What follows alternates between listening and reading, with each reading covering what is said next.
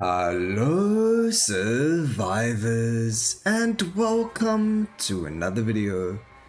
In today's video I'm going to show you the easiest way for you to get under 6-minute run on the Spellblade. Now this does actually require you to have a full skill tree and all the runes and everything, just because it just does make it a lot quicker and everything like that. So it's not the beginner guide or anything like that. This is just how you can do it when you have everything and you're just trying to speed run a little bit. So the most important runes that we are actually using are going to be adaptive empowerment as well as surefooted. We then run multicast. I don't know if multicast actually makes a difference or not, but these three are the most important runes to have for this. Next, we are running it on Scorching Edge just for personal preference. You can do it quite easily on the Arcane Scimitar. I already have before.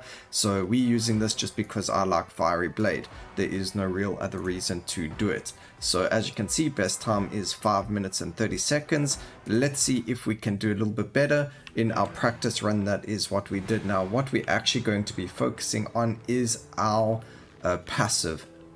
So the most important thing is, and I only learned this recently, well, I mean, I didn't learn it recently, but I didn't realize it until recently, that you can actually continuously keep this up as long as you are in one of the arcane rifts. So as long as there's an arcane rift around you, the actual power does not reduce. So it does refresh at the same time as you consuming the arcane energy or whatever it is called. So you actually land up doing so much damage with energy pulse, or energy blade, I can't remember its name. The energy pulse, there it is. So when you're at 100% power, it increases the damage of energy pulse even more, and therefore it even deals much more damage than the energy, as Fiery Blade or anything like that. So you're actually dealing a whack ton of damage. Your skills again don't actually matter too much, but just get skills that you are comfortable playing with and then go from there. It might actually help if you grab 5 fire skills, because that might increase the damage of your energy pulse by even more, but I don't know if it works that way. All I know is that with adaptive empowerment, what it does is it gives you like huge amounts of stat increases when you do actually go into the portal. So that's why we do take it, but you don't even need adaptive empowerment, but it just makes it that much more interesting to run. Alright, so now we're just trying to focus on trying to get more rifts. There we go. Obviously, the more you kill in the beginning, the better. The reason we go surefooted is once we do get our max energy and we start using our passive, we don't want to be knocked out of it. So the more surefooted you have, or the more time that you have to stand inside the passive, it's going to make it just that much stronger. So we're going to grab Summon Helper Elves here, very, very strong, and then we're going to look for other fire skills to grab as well along the way. We don't need to upgrade those fire skills or anything like that. We just need fire skills for the adaptive empowerment to make it so our non-fire skills have increased damage.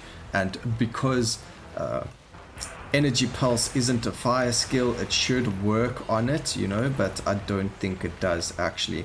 So over here, just waiting for the 100% first, and then we'll get straight into running the actual passive. We do have a lot of skill points to use as well, so we are going to use those first. Use multicast over there, that's fine. We're going to grab this instead of that. Movement speed's going to be good, and even getting some block could be quite useful over here. And then that is everything. If we do find another power or like another fire skill that we're happy to run, we will run that as well. But here is our 100%, we are on it. We can just wait for the first set of boss fights to spawn, and then we will jump into our passive, and then we're going to run around the map trying to find as many of them as possible. We should be able to clear everything out as quickly as possible for this to work. So there we go. Everything's going to die. We've got a huge amount of movement speed, which we don't actually need, but we do need to kind of find all of these over here. So as you can see, it stops moving down, and if you do find more of them in like a group, you can actually land up getting your power to move up instead of being drained. which doesn't make sense, but it just works. So, you know, there is that. And then we're just going to move from one to the other as quickly as possible. Here we've got 2 of them. Second boss is already down. Really, really strong. We're still running our passive. We do see another one spawn over here, so we do jump into it. And again, like I said, we do have multiple of them spawning on top of each other, which is the perfect scenario. So that one just ended.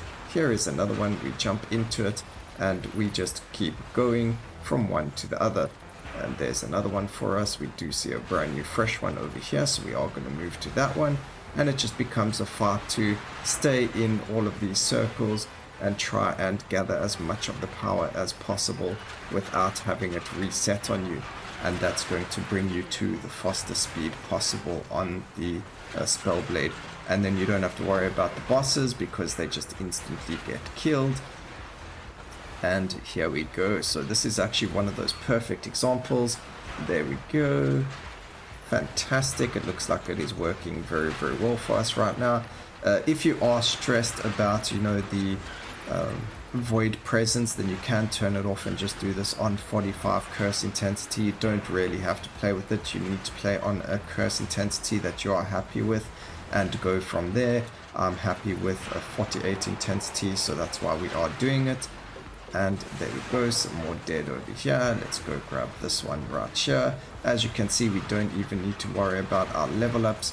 We are more than plenty enough damage without that, and that is thanks to the energy pulse skill that you get on the passive.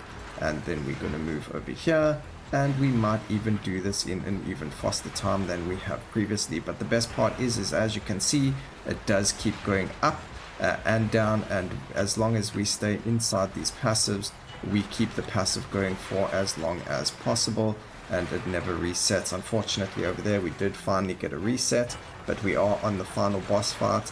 As you can see, they die very, very quickly anyway, so we're just gonna go and upgrade random things over here. Doesn't really matter, that we're pretty much over with the run unless we magically die here. So just randomly upgrade a whole bunch of different things.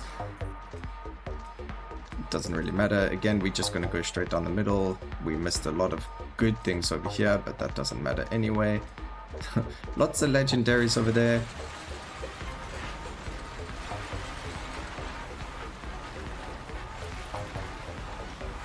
Okay, where's the last boss?